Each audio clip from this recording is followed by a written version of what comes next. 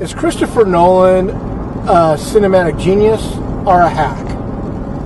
We're going to find out in this edition of the Mobile Movie Review when I talk about Dunkirk.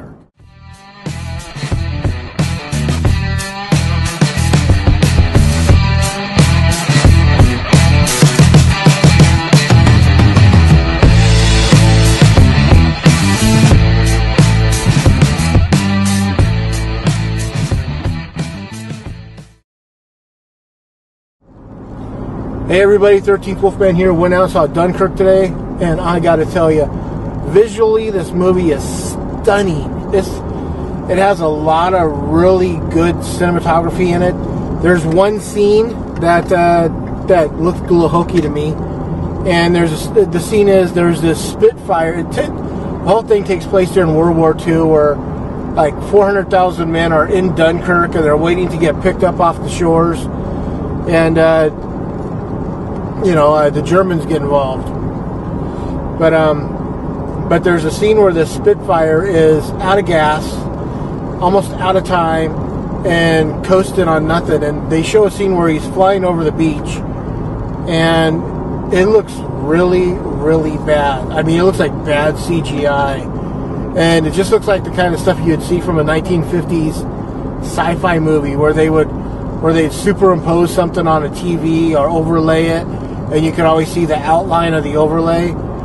That's what it looked like. And this is supposed to be Christopher Nolan, and have all the money put into it.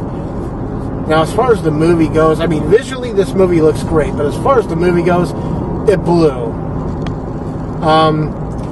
The movie starts and he has three separate stories going at the same time. You have no narrative whatsoever to tell you really when the three separate stories are taking place. They all converge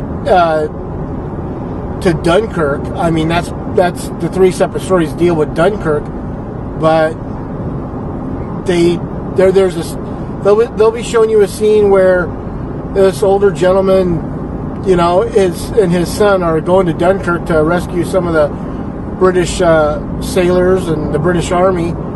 And it's bright, it's daylight out, and then they'll pop to another scene where they're showing what's going on the beach, and it's pitch black out. Now, honestly, they're just across the water from one another, so there's no way that these two things are taking place at the same time.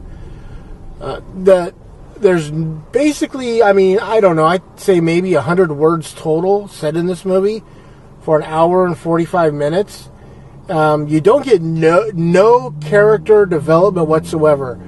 Out of all the characters you see in the movie, I know one character's name, and his name is George. He's not even that important of a character, but I know his name, because the only other person that when I asked Mama Wolf about this earlier, I said, name a character in the movie, and she said Daddy. And because the guy and his son who go out to rescue, he has a name. It's not really said, but the kid refers to him as Daddy through the entire movie. And God, I don't get it. I don't understand why people keep giving Christopher Nolan money to make movies. I didn't care I liked the first Batman movie, Batman Begins.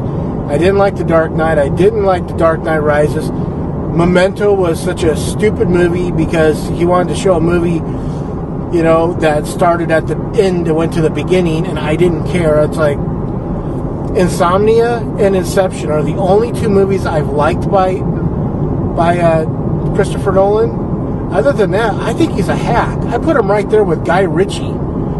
Guy Ritchie is another British director that, for some reason, they want to throw more style than substance into the film, and that's really the problem here. There's no substance whatsoever. There's a beginning scene at this movie that's probably the most interesting thing of the entire movie for me. I like the look of this movie, but I hated the fact that, like I said, hardly any dialogue, no character development, the narrative isn't there. I mean, if I was giving this a letter grade, it'd be a D. when I came out of the theater, I asked Mama Wolf what she would give it. She said 2 out of 4. And I said to her, I go, I'd give it 2.5, just because of the visuals. But I'm not going to do that now. I'm going to give it 2, because the more that I think about it, the more it just kind of irks me that this is the kind of stuff that gets passed off. I hear other people talk about it. They say, oh, it's an epic film and it's a great film. Did they sit through the same thing I did? Because I sat through this movie that didn't go. I mean, it went somewhere, but it really didn't. It took forever to get there, and the 3 separate stories, and they're it's cut wrong. I don't know. I just wasn't happy with it. Have any of you seen Dunkirk? Did you like it? Did I miss something? Because, I mean, I could honestly just not like this movie all day. It definitely won't be added to the Doom Room's collection. Tell me what you think. I want to know, did you guys see this? Did you like it? What do you think of Christopher Nolan? I think he's overrated. So always like, subscribe, share, and comment. Like I said, I want to know what you have to think. With that, I'm the 13th Wolfman. And of course, I'm on the prowl.